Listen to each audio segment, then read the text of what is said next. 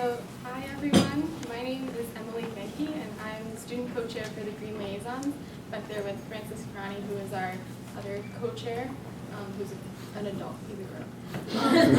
And if you are new to Green Liaisons Lunches, we are a working group within the school sustainability task force, and every month we bring you a new lunch about an environmental topic that concerns the community or the school that you might not have heard about before, so we have a wide range of topics. This time we are featuring Dr. Willett Kempton, who is a professor in the School of Marine Science and Policy, and he's also the research director of the school's Center for Carbon-Free Power Integration. He's considered an expert in several forms of renewable energy, including offshore wind power, and the one that you're going to hear about today, which is electric vehicle renewable energy. And he's going to talk to you about something that he was integral in creating, which is the vehicle-to-grid technology. So it's pretty exciting, and thank you so much for coming. We also have a lot of free goodies, or a few left now, and you're welcome to anything and to food during any point during the presentation. So thank you very much. Emily, what's the best way for me to project? Because if I stand here, I'm going to block, a fourth of the audience. Maybe somebody could sit here and change slides. I don't back know. up. Yeah. Am I interrupting your lunch? So you can either use arrows or just. Yeah. So thanks for that introduction. I appreciate that invitation.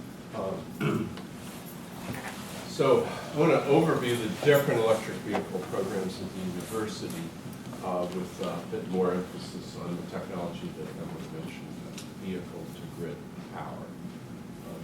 That is, taking electricity that's stored in the vehicle battery and putting it back on the grid, the opposite of what you normally think of, which is the vehicle plugs in and charges to refuel. So next slide. Outline is just kind of briefly a market for electric vehicles, what they look like, battery range and why that's an issue, and how recharge speed meshes with battery range. That includes a program that we did with the state of Delaware with chargers out around the state. Then go into vehicle-to-grid services, and then the operation of the vehicles as electric vehicles as a power plant, and then briefly mention the charging stations that we put up on the UT campus in the Civic side. So there's time. Sales of electric vehicles, pretty rapid growth. This is total vehicle market. So during the recession that dropped off, but we're around 15 million a year. Sales of vehicles in the U.S. And the average vehicle life, average ownership is maybe 6 years, average vehicle life 12 plus. So you can see this growth in plug-in vehicles, and by that I mean an electric vehicle, just a battery, no engine in it, or a plug-in hybrid electric vehicle, which is has a gasoline backup, like the Bolt, for example. So you can see, it's more than doubling initially the first few years, then we're getting down to more like, what is that, about 20 or 25% growth. The last year, 2015, was just barely over sales in 2014, so we've had this really rapid growth, leveling off of it in 2014, where the vehicles didn't get any better, but gasoline got cheaper. So we got still 130 or so thousand new vehicles coming in, but not a growth in how many new ones per year. I expect that to resume because we're getting really major improvements in the technology that features the vehicles over the next couple of years. But generally, pretty fast growth path here. 2015 accepted. Next slide, please. So looking at it in terms of monthly sales and by model, you can see the Leaf, which is in yellow, is the best selling in the U.S. Tesla is the gray here, which is the second in some months. Varies by month. The Tesla 2 months from the end of this chart, Tesla was better for selling. And then we have more, you start out with just one color, right, the leaf. And we get more and more colors here, which means more and more automakers are providing plug-in vehicle models. So it's not just that there's more being bought, but there's also more manufacturers and more dealerships where you can go in and buy an electric vehicle or a plug-in hybrid. Next slide, please. And just how fast is that growth? Is that really fast? Is that not so fast? So this is comparing hybrid vehicles, that is like the Prius. There's no plug. It has an electric motor inside, but gasoline generates the electricity, which runs the electric motor. So that's another form of new vehicle. It's not as different as a plug-in vehicle. As a plug-in vehicle, you need to find a plug. If it's battery only, you can't finish your trip if you can't recharge. So that's really more adaptation. So you might expect that the hybrid vehicle would grow faster than the plug-in vehicle. But what we see here is that hybrid is in red, and so this is years since introduction, or I guess it's months since introduction. So months since introduction, you can see growth in the hybrid vehicle, both given in cumulative and new sales, versus plug-in vehicles in blue. So actually, plug-in vehicles are moving into the market quite a bit faster than hybrids did, despite requiring more adaptation by consumers. So I think we can project that we will continue to see a lot of growth of vehicles that are fueled primarily by electricity, plug-in vehicles. Okay, next slide. So what are we doing? We have the Mini E, which is a gift from BMW. They provided about 30 vehicles. We also have the E-Box, which is a retrofit of a Toyota Scion. These have a battery of about 35 kilowatt hours, which will take you a little over 100 miles under good conditions. Recharge time on these vehicles from 0 to about 80% or 90% full is 2 hours, which is 16 to 18 kilowatts of charging speed. Kilowatt is measuring how fast you can get power or energy into the battery. Kilowatt hours is measuring the size of the battery and electrical energy stored. So, next slide. That's what the Mini E looks like with a bit of X-ray vision. So the battery is back here. The plug to plug it into the wall to recharge is there, so you open that, plug it in. The power actually goes first up front. This thing converts wall power to battery power, DC, and then charges the vehicle. This also runs the motor, so the electric, that's just a fan there. The electric motor that drives the vehicle is down here. It's not much bigger than that. It's dramatically smaller than a gasoline engine of the same power. It's about 150 horsepower. Yeah. So this box also drives the motor. So this is power electronics. You'll see the inside of that in a minute. I don't have a blow-up diagram of the E-boxes. We have one leaf now. Next slide, please. Okay, so the R&D that we're doing here, a little bit on markets and users. What are the policies and how do we change those? We're trying to design charging networks that are better targeted to actual driver needs. That's a program you'll see that we did with DENREC, State Environmental Agency. We have created what we call the grid integrated vehicle. That is an electric car that's integrated with the grid. It's not just plugged in like a new load, like you just plug in your hairdryer or something. It's actually integrated, charges and discharges based on the needs and capabilities of the grid. So we have created that, and it has also vehicle-to-grid capabilities, so it can push power back on the grid. And we're now operating it, permitting it, testing it, and so forth. And then we're also doing technology transfer. So there are 4 patents now on the technology we've created, and we license those through OEIP, David Weir's office. we license those to companies and then get them up to speed on using the technology. It's a little bit difficult to transfer because we're really dealing with three sectors here, the economy and the industrial base. Automotive is obviously one, but also the management of large grids. That's how you keep the lights on. PJM interconnection does that in our region. And then the third sector is the manufacturing of electric equipment. So a charging station is a piece of electric equipment that has standards and requirements that are unique to electric equipment. Okay, so that's what UD is doing. Next slide, please. So how do you use electric vehicles for longer trips? And now I'm just going to talk about electric vehicles. That is, you've got a plug, you've got a battery, there's no gasoline backup.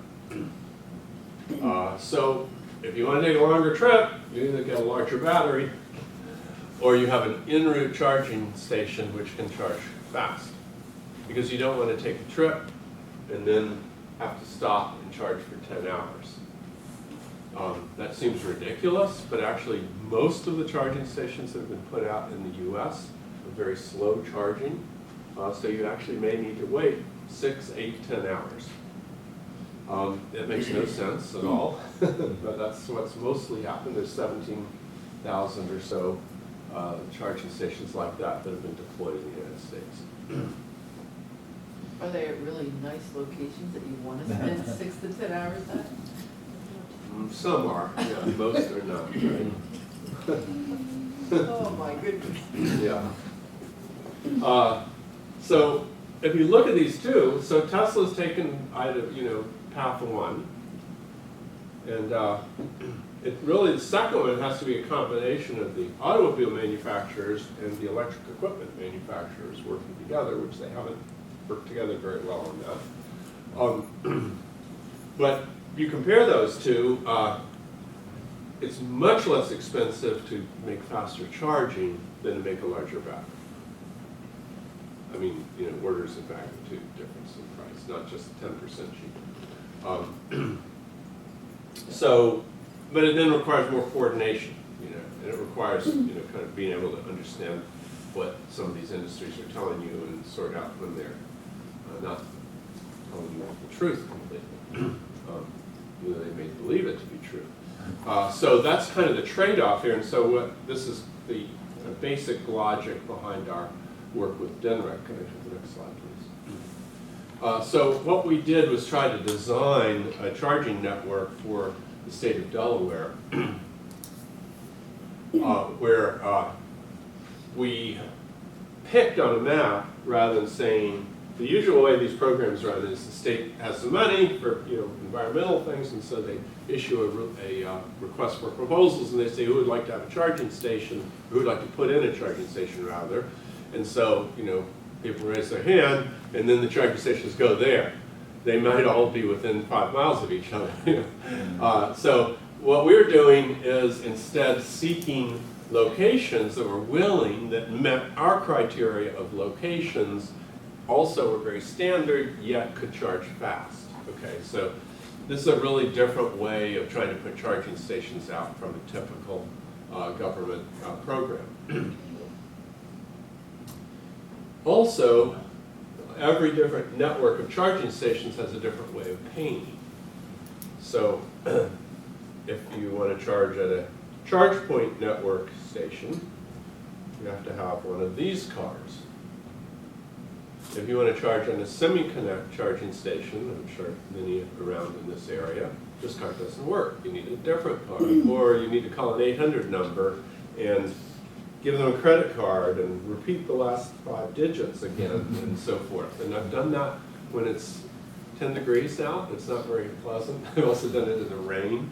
So this diversity of payment schemes is actually a barrier to use of these in-route charging. So what we did with DENREC was we proposed this, and they agreed to participate and fund the essential costs. As we put out a small number of public en-route charging stations which are capable of high power, yet standard, and there's no charge for it. So you didn't have to figure out how to pay for it. You just plug in and charge. Next slide, please. So the way we determined this was we looked at the electric vehicle with the shortest range, which is the Nissan Leaf, and under poor conditions, ideally it's 73 miles, but we took 50 miles as a worst case scenario. Cold weather, which reduces the battery's capability to put out power. Also you're using a heater, which uses more power. Or other kinds of conditions may reduce it to 50. So our target is an electric vehicle that can only go 50 miles. Next slide. So you just take, you don't actually need computers to do this. You can take a compass. Those of you who know what that is, it's a drawing instrument that has no digital electronics in it.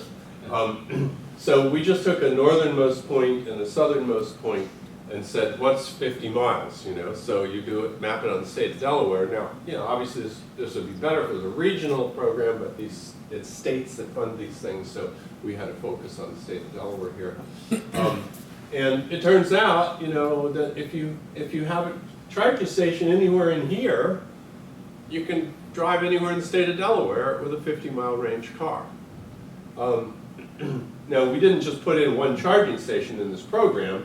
We more or less did, one here, one out here, sort of two there, and then one here, which covered the state really well. But the point is, you want to design your locations. You don't want to just wait for people to volunteer. That will give you much better coverage of getting from point A to point B, wherever A and B are.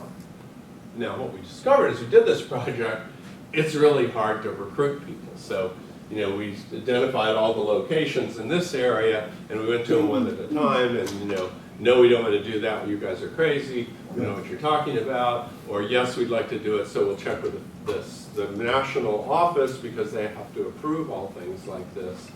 And then call back 2 months later, what did the national office say? Oh, we're waiting on them to respond, and you do a lot of phone calls and you never get any action. So it's not so easy to take this kind of design the whole thing and then approach the locations approach. It's quite a bit more time for the people who are trying to implement. But what you wind up with, and we have succeeded now in getting to those locations, as I said, is you have something that really enables driving in an electric vehicle with no backup gasoline. Next slide, please. So let's see, where do we have? Yeah, so this has all of our locations. These are all installed. The Welcome Center, the I-95 Welcome Center. There's a UD charging station in Dover, but there's two here at a public rest stop in Smyrna. There's the one at a Royal Farms out, I forget the name of the town here. And then there's two in Rehoboth Beach and two at the Lewis Ferry Terminal. So that's the result of the program. Next slide. So just to kind of give you a sense of what some of these look like. I-95 Welcome Center. This gets used a lot. People traveling through Delaware mostly. Mostly along 95, although some north-south trips. Next slide, please. This is at Surfside Park in Rehoboth. If you know the area, it's next to the Hotel Hinlopen. This is a destination charging location, so people are going to Rehoboth. They maybe are coming a long way, like from Baltimore, and they get to Rehoboth and they're out of power, so they really have to charge in Rehoboth to get home. This is this has a little bit different function from the kind of original design, how far for a 50-mile trip. Next slide, please. So that's the installation of charging stations, and I guess before going on to the next, I'll ask if there's a short question or two on that first project. Charging stations in Delaware, yes. Quick one, the one in Rehoboth, was there also a parking fee in that spot? Yeah, right.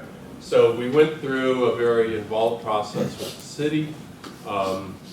The program was put in charging stations and don't charge people for using them, but DNREC will pay you for your electricity for the first 2 years, based on an approximation, not metering. The charging stations do have metering in them, but Rehoboth said, well, we're charging for parking, so how much is the electricity compared to how much we charge for parking? Well, it turns out, you know, they're like collecting 4 times as much as the cost of electricity in their parking meters. So they said, you know, we're also running lights in the parking lot, you know, there's no reason, it's just a bother to collect for parking. We're getting it for electricity, we're getting it in the meter fees anyway. We already have a mechanism for that. If the person goes around, they put a ticket on the car if they haven't, you know, put a coin in the meter and empty the meters every once in a while. We don't need to create something new, and they can't really cheat, because if they don't put the coin in the meter, they're not going to be able to sit there and charge. So they just passed a couple of ordinances, one which defined what an electric vehicle was, and then another one that said these locations, you know, only electric vehicles can park there, and they have to be plugged in and charged. Otherwise, they have to move on. So there's no fee for separate. If you were to run out of power, If you want to run. no, if you were to Yes. run out of power, Yeah. would you actually need to be towed, or is there a AAA version of someone who could come and deliver it? What would you do? Yeah, there's some AAA and other service stations that have a booster, basically, that can recharge. Yeah. The problem is, if the car can't accept a fast charge, then you're sitting there a long time by the side of the road. Yeah. We also have patented a technology where you can plug one vehicle into another, so your friend or your spouse or whatever could come out and rescue you, and then you would owe that person a few favors. But that wouldn't require specialized service or specialized equipment. Yeah. But, yeah, that's generally what happens. You have a lot of warning, you know, like in a gasoline car it goes to E before the battery runs out, and then a bit after that, at least all the cars that we're using, the power goes down.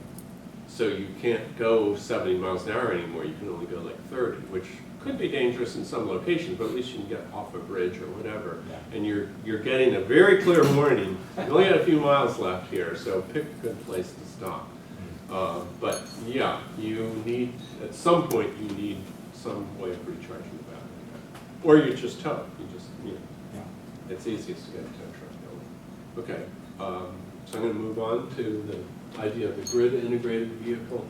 So the concept here is that plug-in cars have a big battery, and they have a power electronics unit that can move battery power from the grid to the battery, or battery power back.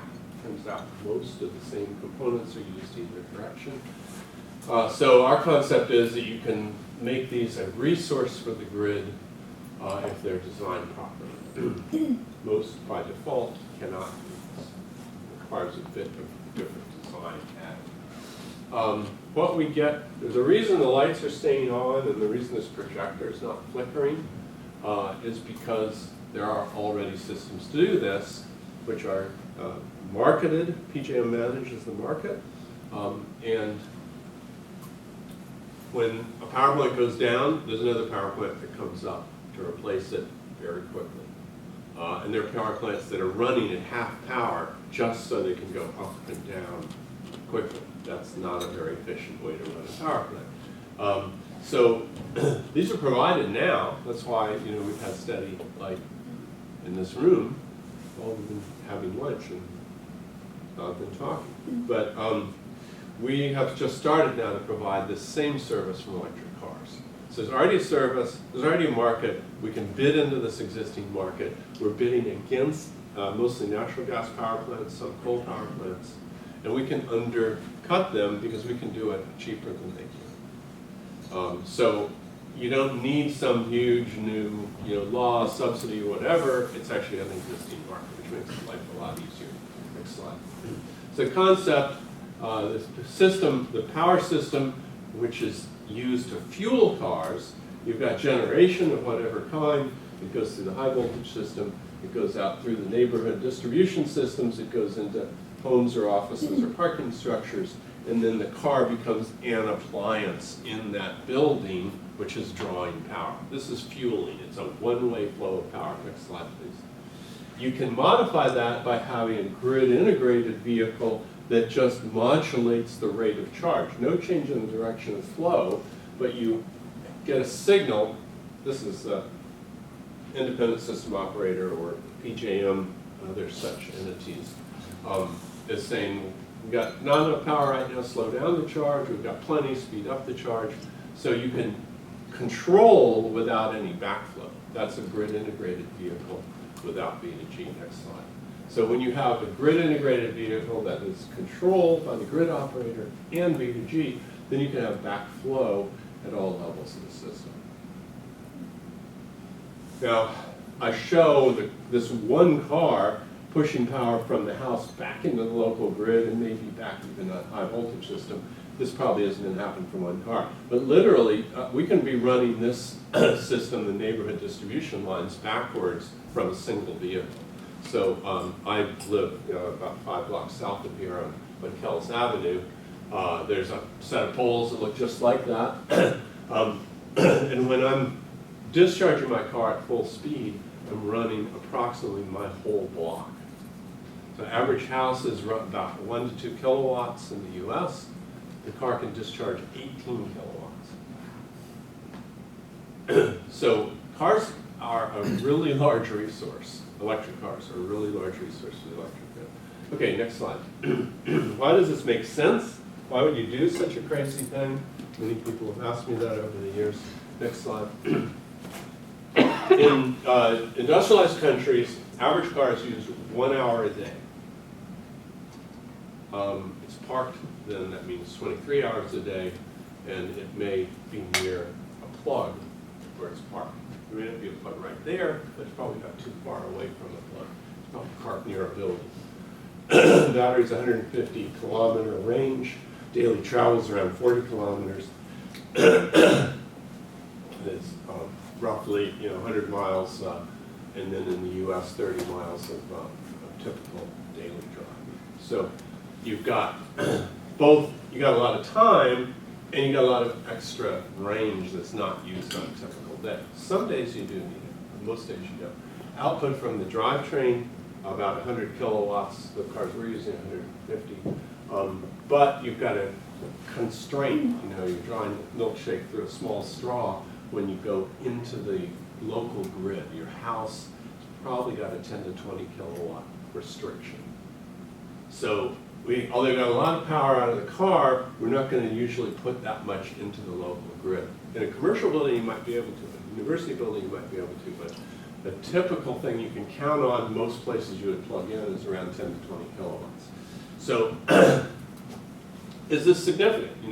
Is it, does it matter or not? So U.S. generation total is about 1,000 gigawatts of potential generation. On average, it's running about 450. Light vehicle fleet is 200 million cars. So you multiply, say 15, let's take a number between those two.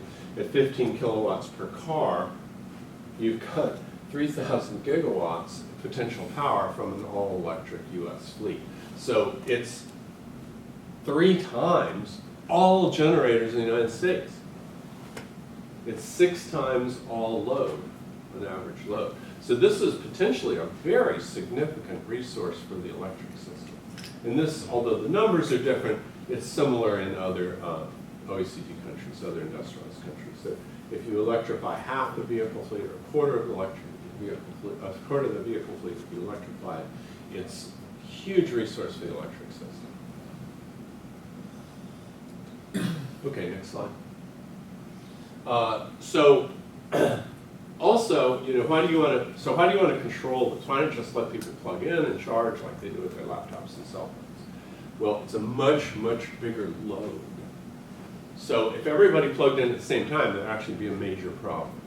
Now they don't. The kind of stereotype is, oh, at 5 o'clock, everybody's going to come home and plug in. Well, most people don't come home at 5 o'clock. But you do still have to be aware that in that range from 4 or 3 to 9 p.m., you're tending to get most of the cars plugging in.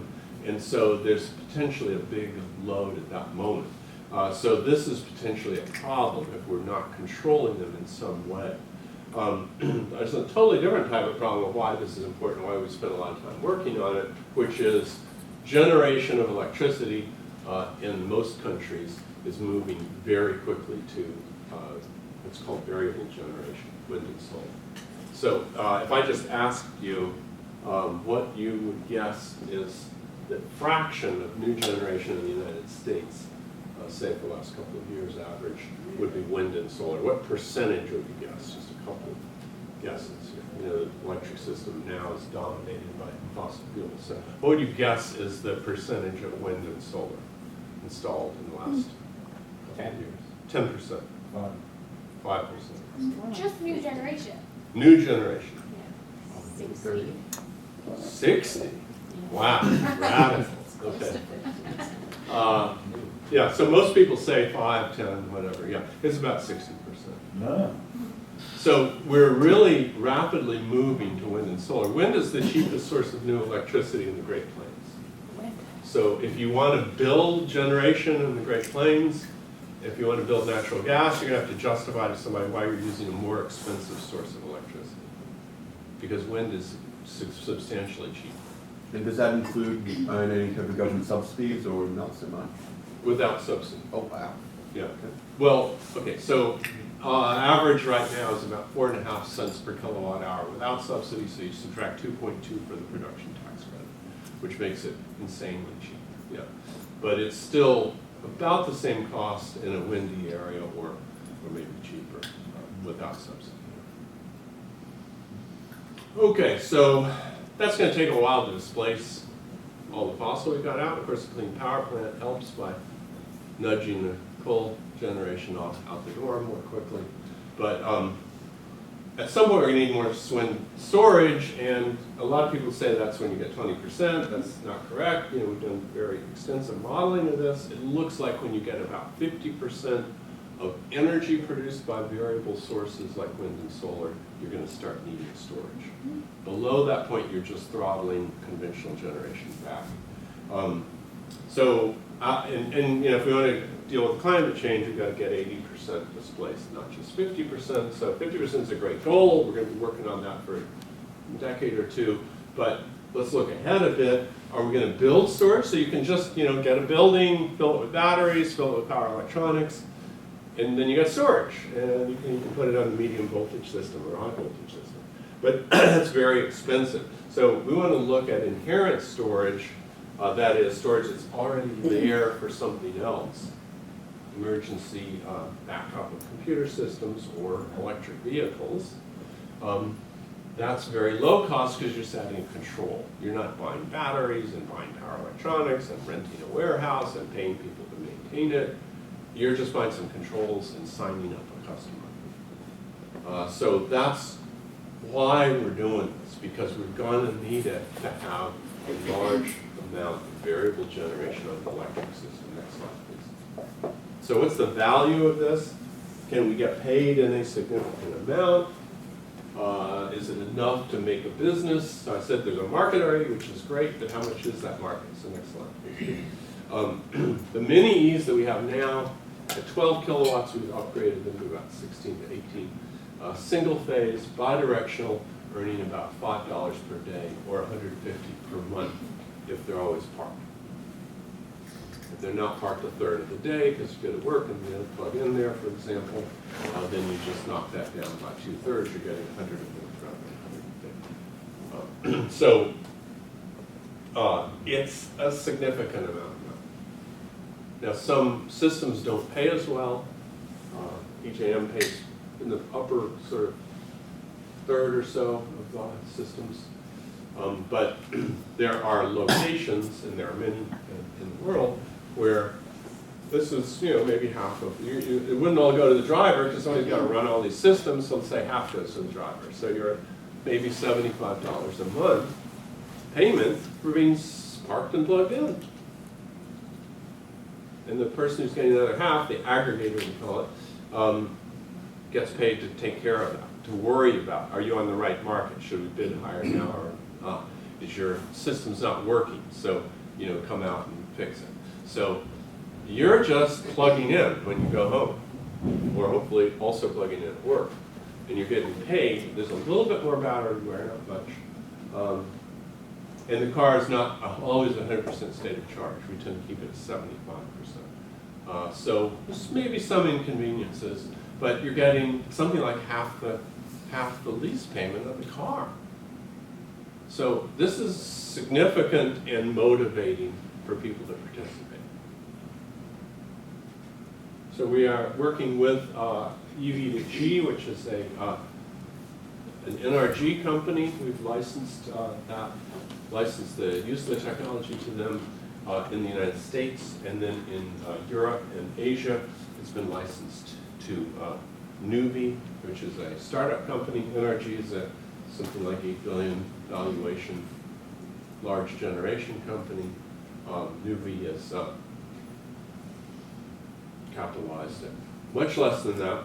Sort of 5 or 8 employees, depending on how you count. So it's interesting. They're kind of really different companies trying to do the same thing. But here we're operating as a PJM resource through NRG in this area.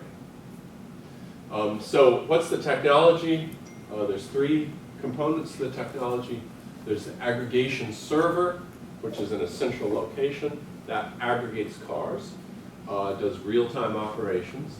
There's the vehicle smart link, which is actually in the car, and that monitors what the car is doing and also tells the car to charge or discharge.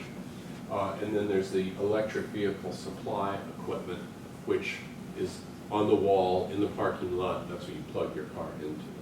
Each of these have that's basically a Unix machine in them, but also measure sensors and so forth. Next slide, please. So aggregation server, I'm going to move a little faster here, just kind of give you a snapshot of the technology. Next slide. So the aggregator provides a single, stable, reliable power source. So you've got vehicles, they may unplug at any moment, go to the store. The aggregator keeps track of the whole set and has a bit of margin, so if one disappears unexpectedly, others come up to replace them. The grid operator, PJM, does not see all these cars. They just see a single power source, which is what they want. When I first started talking to those folks, I said, well, you've got 1,000 power plants now. You could have 50 million cars doing the same thing. Wouldn't that be cool? And they said, no, because that'll totally swamp out our computer systems. They can't handle 50 million of anything. We would need these aggregated into pieces that are more sort of power plant size. So that's one reason, one of several reasons we're doing an aggregator. So the aggregator bids in the TSO market and then it dispatches when PJM says charge now, discharge now. And then also we have certified meters, which are also put together. Aggregator just reads all the meters, adds them up. It's really simple. Every 2 seconds and says, here's what we're doing now. Next slide. That's what it looks like. It's just a rack mount server with a high security communications link to PJM. And 70,000 lines of code, which you can't see in this picture. Vehicle smart link is in the car. So here's the power electronics. This is the same unit that you saw, that gold box in the Mini. You notice there's a little bit of extra space here. So next slide. We put our control unit in that empty space so we could be inside the box. Not have to worry about weatherization and so forth. And that monitors what's going on in the car and controls the car. Next slide. We have to work with automakers to do this. So this is the UD team and a Honda team plus one of their suppliers. So we worked with them remotely for about a year actually, video links. And then they finally airlifted a car out to the STAR campus, and then we did the final testing and got it working so that Honda could do V2G. Next slide. So the charging station, the EVSE, next slide, starts with a concept. First we went to charging station manufacturers and said, this would be great, we'd like to use your charging, we'd like it to do this, this, this, and this. And they said, get out of here. There's no market for that. So we had to design our own, which is a big pain, but it's kind of fun too. So it starts with blackboard and then circuit layouts and so forth. It's all going on in Evans Hall, a couple of block or 2 from here. Then you breadboard your different components to make sure they work together, and then next slide, you put it all together in one unit and test it, and the next slide, then you actually put them out in the field, and then it doesn't work, of course, so then you have to figure out why it's not working in the field. Next slide. So we also had a grad student visiting for 6 months from Denmark. So he helped us build a 3-phase unit, which is used in Northern Europe, and then tested it. This is DTU Electro in Denmark, and running at 42 kilowatts. So it's talking about high power charging. The US standard, unfortunately, cuts off at about 19 kilowatts. So by doing 3-phase and a couple of modifications using a European designed car, we could charge at 42 kilowatts, which means 30 kilowatt hour battery. It takes you less than 45 minutes to fully fill the battery from 0 to full. And this costs about, $80 more than these things that are out all over the US that are like limited at about 7 kilowatts. So it's ridiculous trade-offs that they've done or not done. Okay, next slide. So we're using these kind of charging stations at the Star campus. You can barely see them there. Next slide.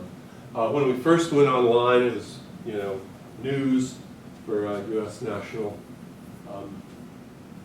newspapers like the New York Times and Wall Street So you Journal. can actually make enough electricity to run Star campus all one time. Let's see. We can certainly run that building That's easily. pretty cool. I don't know if we could run the whole health center or not. I have to calculate That's that. They're on different meters anyway. Right. So it would really be running parts of various buildings. Okay, next slide. Yeah, so then we also, working with the Office of the Executive Vice President, Scott Douglas, he was here, arranged to have some charging stations put around campus. Actually, this one is a departmental one. So a few departments wanted to rent these cars. They also had to pay for charging stations. We worked with the parking services to get a sign that met university requirements, but also said what kind of connector and how many kilowatts. You noticed I'm big on kilowatts. How fast can it charge? Not even marked. Can you believe it? You go to almost any charging station in the United States. It doesn't tell you what kind of plug, so you have to look. Does this fit my car? And it doesn't tell you the speed it's going to charge at either. So you plug it in and you say, well, let's see, how long is it taking? Well, this is really slow. Maybe I had to go somewhere else. It's not even marked. They have these markings that are level 1, level 2, level 3. So level 2 can be anywhere between 3 kilowatts and 19 kilowatts. To me, that somebody who might be waiting 2 hours versus 7 hours is really not enough information. Okay, anyway, you'll see these signs around if you look, and the charging stations are around various points on campus. Here's behind Graham Hall in lot 53. A couple more of these with the sign next to the charging station. And here we actually have one of our cars that can do V2G and a UD employee car next to it. So this car plugs in and it's just charging. And the charging station says, I don't know what kind of car this is, but it's an electric car, so I'll charge it. Here we plug in and it says, oh, that's a V2G capable car. It's mini E number 273, so I'm going to do V2G services and sell those as part of the aggregated PGM resource. So that's all automated within the charging station. Next slide. So just really quickly, international collaborations. So we're operating in PJM now. This is an electric unit. It doesn't correspond to state units quite. We're also operating in the Netherlands and just starting up operations in Denmark. So just give you a snapshot of that. Next slide, please. So here's the Danish electrical system. You can actually locate this if you go to Internet DK and ask for power system right now. It'll show you this map. It's real time. I mean, it's to the second. So we can see when this snapshot was done, there were 641 megawatts being produced by central power stations, as compared to 306 megawatts being produced by wind turbines, 0 by solar. There's not that much solar in Denmark. And this is stuff that's on the high voltage system, so household things don't show up. They are doing a net import of 1,000 megawatts, and within Denmark there's 2,500 being consumed. So wind here is a moderate, component of the electrical system. On average in Denmark during 2015, it was 42%. And they have no storage, verifying on top. Back in the background. So CO2 emissions, they actually plot it, the grid operator plots it, 230 grams per kilowatt hour. And just for comparison, clean natural gas plant around 600 grams per kilowatt hour.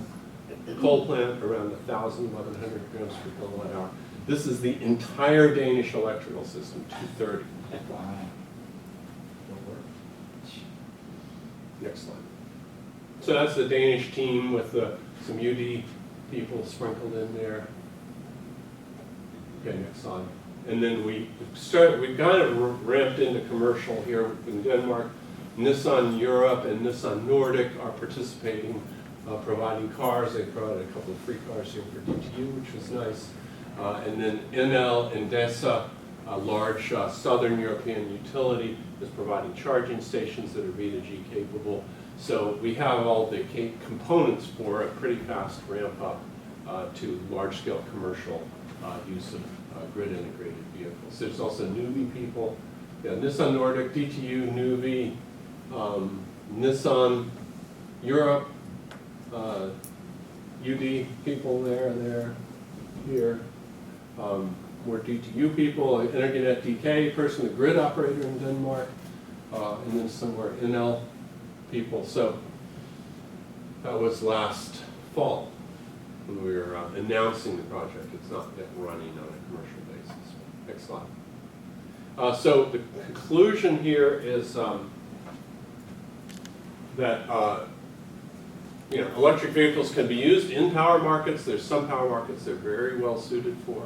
I didn't talk about all the different power markets, but this high value, fast response one is the one we're starting with. In terms of charging, public agencies can facilitate adoption of EVs by providing en-route charging, solving the trip is too long, I can't go there with an EV, I'm going to get stuck, range anxiety problem. It's fairly easy to do that if you do it right, instead of just who would like to have a free charger, which we don't think is the right way to design those programs. With vehicle-to-grid power and grid-integrated vehicles, you can have significant payments if the design is correct. But it's hard to do. You've got to do a fair amount of engineering, and there have to be some regulatory adjustments, not too many, but some. And we're operating now. We're operating in PJM, with a resource here, right here on campus, around us. Cars are surrounding us. And a cluster at our campus, and getting paid for that. And we will be, we're operating in the Netherlands now. I didn't give you any slides on that, but that's actually operating and paid. And then we'll start operating in Denmark with a ramp-upable resource. So, questions? Yes? The V2G vehicles when they're plugged in, are they always contributing to the grid, or only when the aggregator tells them to start contributing? Okay. Well, the user of the car may have a trip, right? So, if there's an app, that runs on the smartphone, and I can say, because I'm leasing one of these vehicles myself, and I get it for free, conflict of interest. So I'm leasing one of these vehicles, so I could say, at 2:30, I need to take a really long trip. I need to go to Rehoboth. I don't actually, but so I would then say, at that time, I'm taking a 100-mile trip.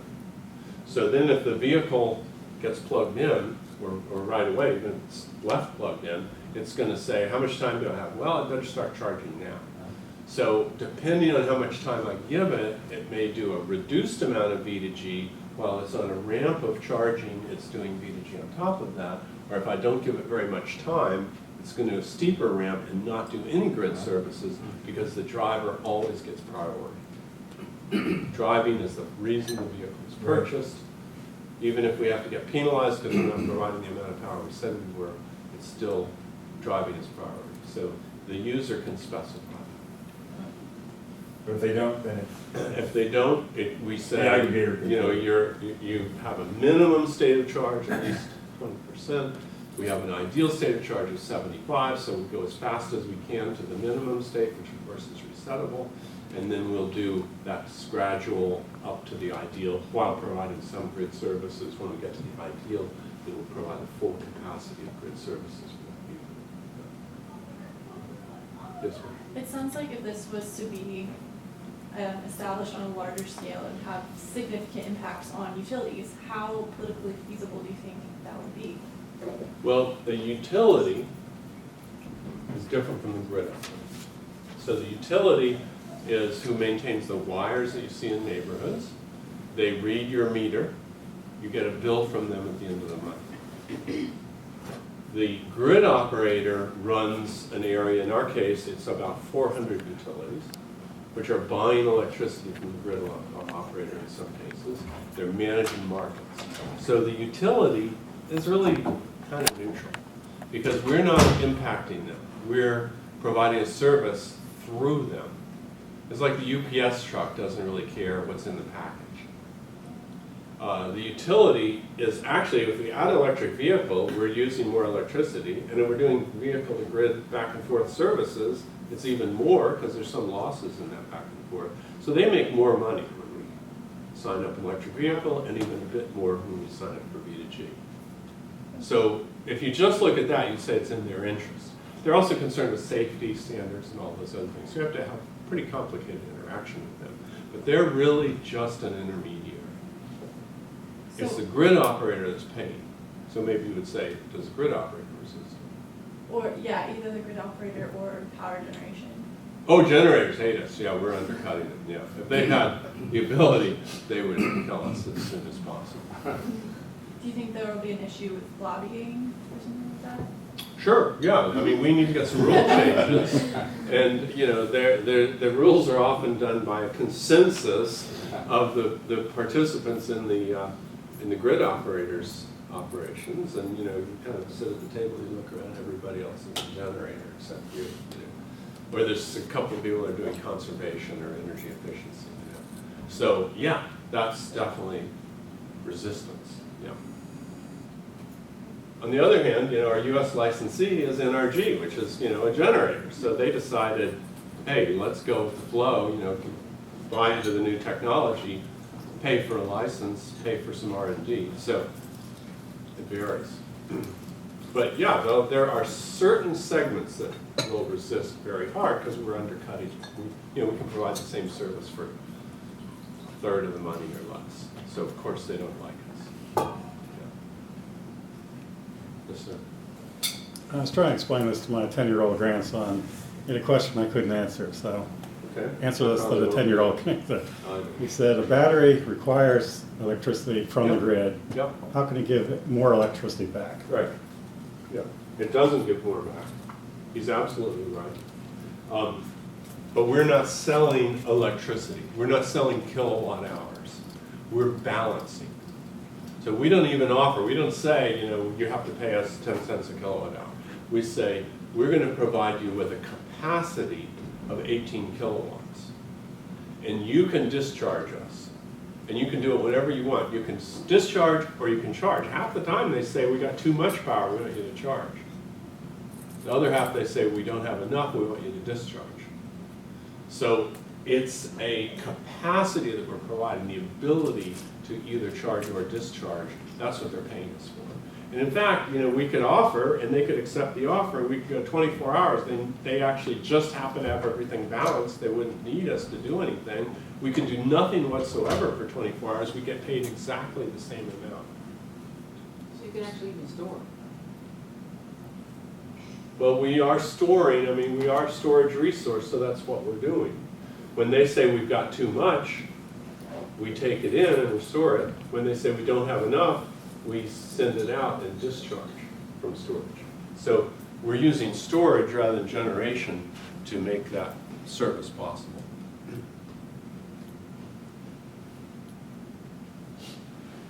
Could actually pull the system up, I think. Let's see.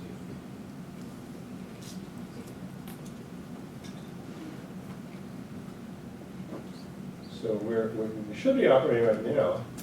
And when I looked at it a couple hours ago, our power plant operators were doing a risky operation by bidding more than they actually have.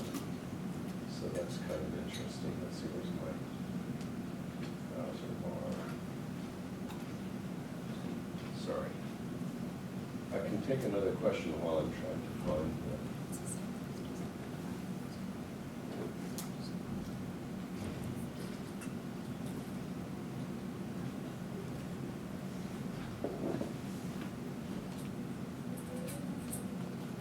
I'm having trouble doing it sideways here.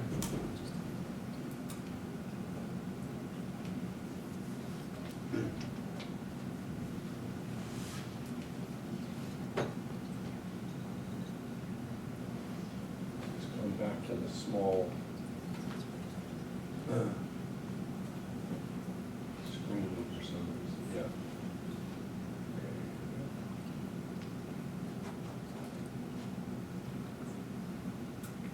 So we right now have just 6 vehicles running. We're offering a capacity of 60 kilowatt hours. So where the cursor is there is showing what we're offering to PJM. So we're saying plus 60. In other words, they can say we're short. We can push 60 kilowatts into the grid. Or they can say we've got too much. And we can pull, now it's changed to 59 kilowatts down from the grid. And that's what we're offering. We're offering the capacity to change. You want a contractor obligation to provide that? Oh, yeah. Yeah, when we offer, we make a bid, and then they can reject or accept the bid. And if they accept the bid, if we make an offer and they accept the bid, then we are obligated to provide power. So in a couple of minutes, this will show. Yeah. So that's why I said the power plant operators are being a bit bold, offering more than we have. So we just had something happen here, but we've got a range from 30 to about 85. So, and I can see we're online right now. So normally they're very careful about that. And we are going through an intermediary who sometimes says, look, the prices are so high right now, you should offer and just take any penalty if you can't do the max that you're offering. So there's all those kind of trade-offs. But they evaluate us every couple of seconds, basically. Are we doing what we said we could do? Yeah. And we get what's called a performance score. If that performance score goes too low, then they say you shouldn't even be in the market, get out of here. If it's medium, which is between 70% and 99%, then they will dock us payments based on that deficiency. So if we have an 80% performance score, then they'll pay us 80% of what we should be getting if we were doing perfect. It's different in different grid operators. Sometimes they'll say, you just can't operate it. You have to be able to run full amount. But you can see the blue line here is what. Yeah, sorry, the green line is what's being requested, and the blue line is what we're doing. So it's not perfect, but it's pretty close. And now they're saying they've got too much power, so we're going down negative here pretty far, actually. So from 0, they've asked us to go almost all the way down to 80 or so. And we're able to follow, luckily, because we've got more capacity down right now. We might be in violation in just a second here, folks. Yep. They've now asked for more. Oops. What's going on here? They're asking for more than 100. They're in violation. They should not be asking for more than 100, which is what we did. So we were able to follow them down to our capacity. I didn't say the capacity is the red line. This is kind of the 0 point. Oh, that's why they're going below. This is what we consider the 0 point, and they accept that because it varies with the vehicles and a couple of employee cars. Sorry? I'm joking. So, yeah, so they asked for a bit more than we could provide, so we will get penalized based on that. Yeah.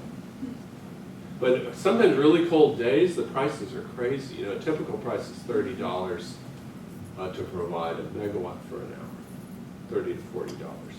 And sometimes in extreme weather, like a lot of the coal and natural gas plants can't operate when it gets really cold. So the price can go up to, from 30 or 40 to 500 or 1,000. There's really crazy fluctuations. So under those circumstances, it may make sense for us to bid beyond our capacity. We're most of the time responding because they don't even see that we're not fully capable unless they request the maximum up or down. But again, we're selling capacity. We're not selling kilowatt hours or megawatt hours. We're selling the ability to respond and keep the lights from flickering, going on.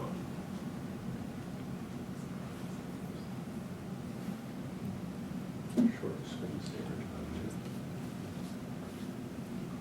Other questions?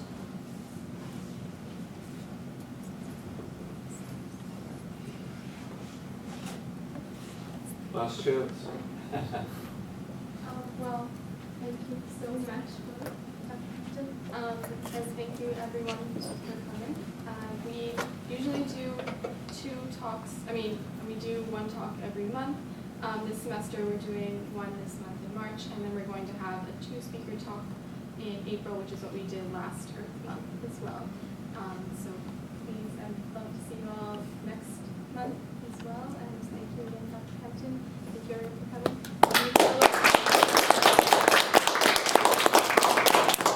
And there's more rebels and all that, but thank you so much. Okay, I'd be glad to stay a couple minutes if there's any additional questions.